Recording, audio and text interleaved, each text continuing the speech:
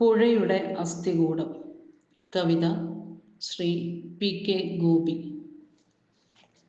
നിറഞ്ഞൊഴുകിയ പുഴ നിന്നോട് എന്താണ് പറഞ്ഞത്? എന്നോടൊന്നും പറയാൻ സമയം കിട്ടിയില്ല. മഹാസാഗരത്തിൻ്റെ വീട്ടിൽ വിരുന്നു പോകുന്ന തിരക്കിലായിരുന്നു.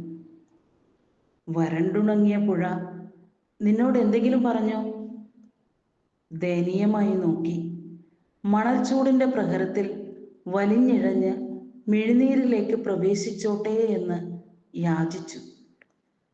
ആകാശം നീരാടാൻ വന്ന നിലാവിൽ എവിടെയോ കെട്ടിക്കിടന്ന കാക്കക്കുഴിയിൽ മുഖമൊളിച്ച് പുഴ ഇപ്പോൾ മറഞ്ഞുപോയിരുന്നു. മലമുകളിലെ മഴയോട് കേണപേക്ഷിച്ചു.